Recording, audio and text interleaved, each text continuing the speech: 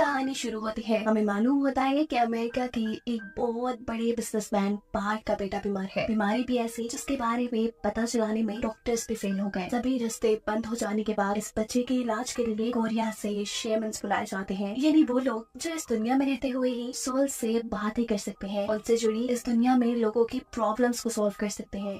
ऐसा कहने कि दुनिया में ना नजर आने वाली चीजों से मिलना, लड़ना और उन्हें कंट्रोल करना ही उनकी जॉब है। हम मिलते हैं शेमन हारिम से, जो अपने असिस्टेंट के साथ इस बच्चे का इलाज करने के लिए आई थी। हालांकि बच्चे की मोम को इन सब चीजों पे यकीन नहीं था, पर अब उनके पास कोई दूसरा ऑप्शन भी नहीं बचा था अपने बेटे को बचाने के लिए। हारिम इस बच्चे को चेक करने के लिए कुछ रिचुअल करती है और उसे मालूम होता है कि इस बच्चे के साथ जो भी इशू है वो उसके दादा या परदादा के साथ जुड़ा है। इस बारे में बात करने के लिए हारिम पार्क से मिलने उसके घर पहुंच जाती है, जहां उसे मालूम पड़ा कि ये लोग कई दहाइयों पहले ही पूरी तरह अमेरिका शिफ्ट हो गए थे। पार्क के डैड यानी इस छोटे बच्चे के ग्रैंडपा पैरालाइज्ड हैं, जबकि उसके ग्रैंडपा यानी परदादा 100 साल पहले ही मर चुके थे, जिनकी ग्रेव यानी कब्र कोरिया में ही है। पार्क हारिम को ये भी बताता है कि उनकी फैमिली में पैदा होने वाले हर बड़े बच्चे के साथ ऐसा ही कोई इशू हो जाता है। जैसे मेरे बड़े भाई, वो भी ऐसी ही किसी बीमारी में पाकर खाने में मर गए थे, और अब मेरा बेटा वो तो आपके सामने ही है। सब सुनने के बाद हारिम पार्क को तसल्ली देती है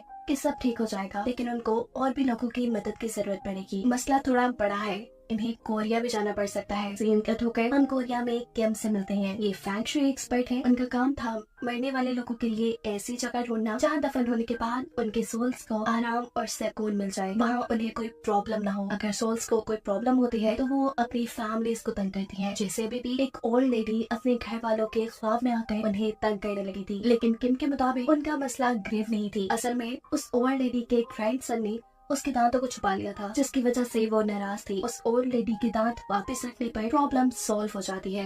जिसके बाद हम देखते हैं यही इसी ग्रेवयार्ड यानी कब्रिस्तान के अंदर किम से हारिम मिलने आई है। हारिम उन्हें पार्क के बारे में बताती है, जो बहुत ही ज्यादा अमीर बिजनेसमैन है, लेकिन उनकी फैमिली में एक बहुत ही अजीब इशू है कि उनके घर पैदा होने वाला हर बड़ा बेटा बीमार रहता है, और ये सारी प्रॉब्लम्स कोरिया की जमीन से जुड़ी है, क्योंकि उनके ग्रैंडपा यहाँ कोरिया में दफन है। हारिम को उनका प्रॉब्लम सॉल्व करने के लिए किम की मदद चाहिए थी, और कोरिया का नाम सुनते ही किम मान भी जाते हैं। अगले दिन पार्क भी आकर किम से मिलता है, क्योंकि उसे अपने ग्रैंडपा का एक्सह्यूमा करवाना था। एक्सह्यूमा मतलब एक ग्रेव को खोलकर वहाँ दफन हुए इंसान को किसी दूसरे ग्रेव में दफनाना या शिफ्ट करना। इसी काम के लिए उसे किम से सारी इन्फॉर्मेशन चाहिए थी, और वो ये सब अपने बेटे के इलाज के लिए कर रहा था। पार्क अब किम को लेकर अपनी ग्रैंडपा की ग्रेव के पास जाता है, जो पहाड़ के ऊपर बनी थी। ये कोई कब्रिस्तान नहीं था। इस ग्रेव के आसपास बहुत सारे फॉक्स भी फिर रहे थे, और ये कोई अच्छा साइन नहीं था। साथ ही उनकी ग्रेव के ऊपर कोई नेम प्लेट भी नहीं थी। पार्क बताता है कि उसके ग्रैंडपा जर्नल थे, और ये ग्रेव उन्हें आर्मी की तरफ से अलॉट हुई थी। किम उसकी अभी भी बात समझ नहीं पा रहा था कि आखिर यही जगह क्यों। ये तो जगह कोई टॉम भी नहीं लग रही। वो समझ चुका था कि मसला इसी जगह में है, और ये बात वो हारिम से डिस्कस भी कर लेता है। वो हारिम से कहता है, यहाँ पे बहुत कुछ इविल है, बहुत कुछ शैतानी है, और इन नेगेटिव पावर्स को मैं सेंस कर पा रहा हूँ। साथ ही किम हारिम से यहाँ काम करने को भी मना कर देते हैं, क्योंकि उन्हें लग रहा था कि अगर यहाँ उन्होंने काम किया तो उनकी जान को भी खतरा हो सकता है। ये सुनकर हारिम भी परेशान हो जाती है। खैर, रात में दोबारा हारिम, किम और पार्क की मीटिंग होती है, जहाँ किम इन दोनों से शेयर करता है कि जल्द ही उनकी बेटी की शादी होने वाली है। जो सुनकर पार्क इमोशनल हो जाता है और उन्हें बताता है कि मेरा बेटा है और वो मरने वाला है। उसके ये लफ्ज हारिम और किम दोनों को ही इमोशनल कर गए थे, इसलिए हारिम फैसला कर लेती है कि वो पार्क की मदद जरूर करेगी, और किम से कहती है कि हम उस ग्रेव को डिग करने के लिए वहाँ पर एक रिचुअल कर सकते हैं, एक ऐसा रिचुअल जिससे वहाँ का इवल भटक जाए और फिर आप लोगों का काम आसान हो जाए। ये आइडिया किम को भी बेहतर लगा था, इसलिए वो भी एक्सह्यूमेशन के लिए मान गए थे। अगले दिन एक्सह्यूमेशन का काम शुरू हो जाता है, जिसमें यहाँ पर पार्क की आर्ट भी थी, क्योंकि वो ग्रैंडपा की डॉटर थी। उनके साइन और उनके परमिशन के बगैर ग्रेव डिग नहीं की जा सकती थी। हारिम यहाँ पर रिचुअल का सारा सामान मिले आई थी, जिसमें 5 पिग्स भी थे। उन 5 लोगों के लिए सेक्रीफाइस जो ये ग्रेव डिग करने वाले थे। एक तरफ ग्रेव की खुदाई का काम शुरू होता है, तो दूसरी तरफ हारिम इवल को डिस्ट्रैक्ट करने के लिए पावरफुल रिचुअल्स करना शुरू कर देती है, जिसपे बहुत से लोग उसका साथ दे रहे थे। जोर जोर से गाने बजाने के साथ हारिम अपना ड्राउना डांस करते हुए छुरियों और चाकुओं से खेल रही थी। ऐसा करते हुए वो अपने मुंह पर कट भी लगा देती है, फिर पास पे लगे हुए पिग्स की बॉडीज को काट कर उनका खून पीती है। उसका ये ड्राउना रिचुअल तब तक चलता रहा जब तक ग्रैंडपा की हड्डियों को निकाला नहीं गया। हड्डियों को कब्र से निकालने के बाद एक मजदूर कब्र के अंदर इंसानी सर वाला सांप दिखता है, जो कि बहुत ही गलत साइन था। और इससे भी गलत की कि वो किसी को भी बताए बगैर उसे मार चुका था। ऐसा करते ही वहाँ मौसम खराब हो जाता है। किम जिसने ग्रैंडपा की हड्डियों को क्रिमेट यानी जलाने का फैसला किया था, उनका ये काम भी रुक जाता है। हालांकि वो ये काम जल्दी करना चाहते थे क्योंकि उनका मानना था कि ग्रैंडपा की सोल हड्डियों से जुड़ी है, जिन्हें जलाने पर ही उन्हें सुकून मिल सकता है। किम ने क्योंकि यहाँ पर बहुत कुछ नेगेटिव देख लिया था, इसलिए पास के गांव में वो ग्रैंडपा के मजार के बारे में इंफॉर्मेशन इकट्ठी करने जाता है। जहाँ जाने पे इन्हें मालूम हुआ कि ज्यादा लोगों को तो उस मजार यानी ग्रैंडपा की ग्रेव के बारे में कुछ पता ही नहीं, और अगर कुछ लोगों को पता था तो ये बात कि उनकी ग्रेव खजाने से भरी है। जिसके लालच में एक आदमी जिसे मालूम हुआ कि ग्रैंडपा की ग्रेव की खुदाई हुई है, वो ग्रैंडपा का कॉफिन खोल देता है, जिसके नतीजे में गुस्से में पागल ग्रैंडपा की सोल आजाद हो चुकी थी। और ये सबसे बड़ा और खतरनाक काम हुआ था। शुक्र था कि हारिम ने उसे देख लिया। अब एक होप तो है कि वो सबको इस खतरे से बचाने की ग्रैंडपा की सोल को कंट्रोल करने के लिए वो एक रिचुअल करना शुरू कर देती है, लेकिन शायद ये जाया हो रहा है क्योंकि ग्रैंडपा की सोल अपने घर भी जा चुकी है। घर यानी अमेरिका, जहाँ पर पार्क की फैमिली रहती थी। वहाँ जाते ही वो अपने बेटे और उसकी वाइफ को मार देते हैं, जिसके बाद ग्रैंडपा की स्पिरिट ने पार्क को भी हॉन्ट करना यानी डराना शुरू कर दिया था। पार्क बहुत ज्यादा डरा हुआ था। उसी टाइम उसे किम की कॉल आती है। फोन पे किम उसे समझा रहा था कि ग्रैंडपा की सोल आजाद हो गई है, उसने तुम्हारे पेरेंट्स को भी मार दिया है और वो अब तुम्हें मारने के लिए निकली है, तुम जरूर उससे बच के रहना। अभी वो फोन पे बात कर ही रहा था, या अचानक दरवाजे पे भी नॉक होना शुरू हो जाता है। पूछने पे पता चलता है कि वहाँ पे भी किम था, फोन पे भी किम और दरवाजे पे भी किम। फोन वाला किम पार्क से कहता है कि तुम दरवाजा बिल्कुल न खोलना, हो सकता है वो ग्रैंडपा की सोल ही हो, तुम अपना ध्यान रखना, मैं जल्दी तुम तक आ रहा हूँ, लेकिन हाँ तुम विंडो खोल सकते हो। किम की बात मानते हुए वो दरवाजा तो नहीं खोलता, लेकिन खिड़की खोल देता है, जहाँ से सोल अंदर आ जाती है। मतलब ये सारी चाल उसी ग्रैंडपा की सोल ने चली थी। फोन पे ग्रैंडपा की सोल बात कर रही थी और दरवाजे की दूसरी तरफ किम था, असल किम जो पार्क को बचाने आ रहा था। दरवाजे वाला यानी असली किम जब होटल के स्टाफ से चाबी लेकर पार्क के रूम के अंदर जाता है तो देखता है कि पार्क पूरी तरह सोल से पोजेस हो चुका था। पोजेस हुए पार्क के जरिए ग्रैंडपा किम को बताते हैं कि वो अपनी फैमिली के ही पीछे क्यों पड़े हैं। असल में जब अमेरिका और जापानीज के दरमियान में वॉर शुरू हुई थी तो ग्रैंडपा ने अपने ही लोगों के साथ गद्दारी करके बहुत पैसा कमाया और उसी पैसे की वजह से उनकी पूरी फैमिली अमेरिका जाकर बस गई। लेकिन जिनकी वजह से वो अमीर हुए, उनका स्टेटस चेंज हुआ, उनको कभी इन लोगों ने आकर पूछा ही नहीं, न कभी इनकी ग्रेव पे आए, न प्रे की उनके लिए। इसी वजह से वो इतना गुस्सा थे कि इनकी आंखों के सामने ही वो आप पोजेस हुए पार्क को जान से मार देते हैं। मरते मरते पार्क किम से कहकर जाता है कि किसी बड़ी जानवर ने जैसे शेर ने एक लोमड़ी की हड्डी निकाल ली है। इस बात का मतलब किम को बिल्कुल नहीं समझ आया था, लेकिन अब ग्रैंडपा के सोल पार्क को मारने के बाद अपनी बेटी और पार्क के बेटे को मारने के लिए निकल चुके थे। उनको रोकने का किम के पास सिर्फ एक ही तरीका था कि वो हारिम से कहें कि ग्रैंडपा की हड्डियों को जला दो, लेकिन हड्डियों को जलाने के लिए ग्रैंडपा की बेटी की परमिशन चाहिए थी। किम फौरन उन्हें कॉल करता है और उन्हें बताता है कि ग्रैंडपा की सोल अब उस छोटे बच्चे को मारने के लिए जा रही है जिसका कोई कसूर नहीं। उसकी जान बचाने के लिए हमें ग्रैंडपा की हड्डियों को जलाना पड़ेगा, एक्सहूमेशन के बजाय, यानी किसी और कब्र में दफनाने के बजाय, जिसके लिए ग्रैंडपा की बेटी मान जाती है और ग्रैंडपा की हड्डियों को जला दिया जाता है। ऐसे हड्डियां जलने के साथ ही ग्रैंडपा की सोल खत्म हो जाती है और इन सबको आजादी मिल जाती है। लेकिन कहानी ग्रैंडपा की सोल तक ही खत्म नहीं हुई थी। इस कहानी में अभी एक बहुत बड़ा ट्विस्ट है।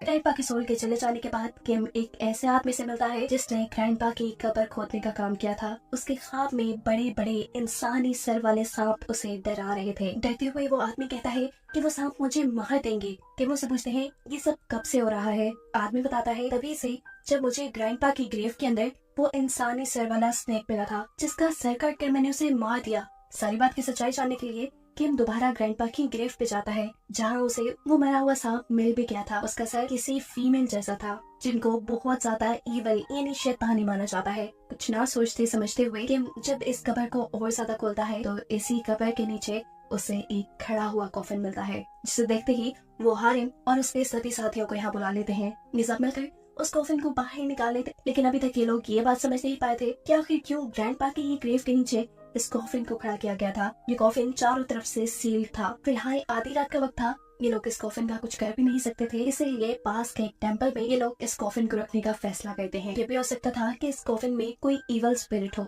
वो आसानी से निकल ना जाए, इसलिए हारिम ऊन और चावलों के साथ यहाँ अजीबोगरीब रिचुअल करते हैं और उस कॉफिन को सील करके ये लोग यहाँ से चले जाते हैं। इस सारे मिस्ट्री की कहानी जानने के लिए किम और हारिम अब जाते हैं ग्रैंडपा की डॉटर के पास और उससे पूछते हैं कि आखिर ग्रैंडपा की ग्रेव के नीचे ये इतना बड़ा कॉफिन क्यों खड़ा किया गया था। जवाब में ग्रैंडपा कहती हैं वो गद्दार कैसे हो सकते हैं, वो तो कोरियन थे ही नहीं, वो तो खुद जापानीज थे। कंफ्यूजन और भी ज्यादा बढ़ जाती है कि आखिर फिर जापानीज लोगों ने उन्हें यहाँ क्यों दफन किया। सीन कट होकर हम हारिम के असिस्टेंट को देखते हैं जिससे कोई अजीब और गरीब चीज डरा रही थी। वो कुछ मंत्र पढ़ते हुए अपने डर को काबू में करता है और कॉफिन को चेक करने के लिए जाता है, जहाँ बाहर जाते ही उसे कोई 7 फुट जितना लंबा आदमी दिखाई दे रहा था और वो आदमी किसी इंसान को खा रहा था। इस सारे सीन को देखकर डरते हुए वो हारिम को आवाज देता है। पता चलता है कि हारिम ख्वाब में अपनी ग्रैंडमा से कुछ सबक ले रही थी क्योंकि उसकी ग्रैंडमा अपने जमाने की बहुत बड़ी शेमन थी। अपने असिस्टेंट की आवाज सुनकर वो यहाँ से जाने लगती है, लेकिन ग्रैंडमा उसका हाथ पकड़ लेती है, ऐसे जैसे उन्होंने कोई बहुत बड़ा खतरा देख लिया हो। लेकिन फिर भी हारिम उठकर बाहर जाती है जहाँ उसका असिस्टेंट डरा हुआ था। ये दोनों साथ मिलकर उस कॉफिन को देखते हैं जो अब खुला हुआ था और खाली था। मतलब हारिम के असिस्टेंट ने जो 7 फुट का आदमी या भूत देखा था वो इसी कॉफिन से बाहर आ चुका था। यहाँ कॉफिन में ही एक हेलमेट भी मौजूद था जो कि किसी सैमुराई या जर्नल का होता है। ये लोग समझ जाते हैं कि जरूर इस कॉफिन में जो कोई भी था वो एक सैमुराई था, एक सोल्जर था। इतनी देर में इस रूम के बाहर वो जर्नल भी आ जाता है जो इस कॉफिन से निकला होगा। हारिम उसे देखते ही छुप जाती है और वो जर्नल पूछता है क्या इस रूम में कोई इंसान है। हारिम ना में जवाब देती है और कहती है मैं तो इंसानों की गुलाम हूँ और एक ट्री स्पिरिट हूँ। फिर वो जर्नल का भूत से पूछता है क्या तुम्हारे पास मेरी पसंद का खाना है। हारिम माफी मांगते हुए उससे ना में जवाब देती है और इस टाइम जर्नल जान जाता है कि रूम के अंदर कोई इंसान ही है।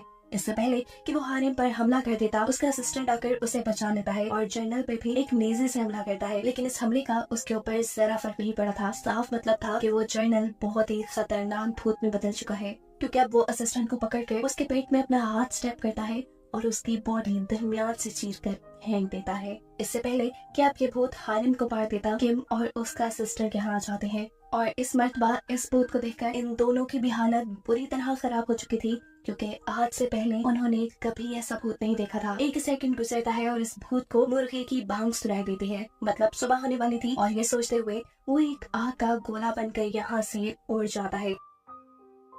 अभी के लिए ये लोग इतनी बात जान गए थे कि ये भूत जो भी है ये रात में तो पूरी ताकत में होता है लेकिन सुबह में ये अपनी ताकतों का इस्तेमाल नहीं कर सकता। पता चलता है भूत ने हारिम के जिस असिस्टेंट को दरमियान से चीर कर फाड़ दिया था उसकी सांसें अभी भी चल रही थी, यानी वो पूरी तरह मरा नहीं था, इसलिए उसे हॉस्पिटल एडमिट करवा दिया जाता है। और किम अब जाते हैं उसी ग्रेव पे जहाँ से ये सब शुरू हुआ था क्योंकि अब इसे बंद करना, इस कहानी को खत्म करना बहुत जरूरी था। यहाँ वो आसपास के लोगों से मिलते हैं, कुछ पता चलाते हैं, लेकिन खास इन लोगों को कुछ मालूम नहीं होता। दोबारा ये लोग हॉस्पिटल आ जाते हैं जहाँ इन्हें मालूम पड़ता है कि हारिम के असिस्टेंट को होश आ गया है। होश में आने पे उसकी आंखें अजीब थी और ये देखते हुए हारिम और किम को ये पता चल चुका था कि वो पोसेस्ड है। उस बड़े से जर्नल के भूत ने इसे अपना गुलाम बना लिया था और इसी के जरिए इन्हें ये बात पता चलती है कि वो जर्नल का भूत यहाँ पे किसी चीज की हिफाजत कर रहा है। किस चीज की, ये बात हारिम का असिस्टेंट उन्हें नहीं बताता। इन सारी बातों का पता चलाने के लिए किम दोबारा ग्रेव पे जाता है। वो ग्रेव को खोलकर अपने सवालों का जवाब जानना चाहता था कि आखिर यहाँ ऐसा क्या है जिसकी वो डीमन हिफाजत कर रहा था।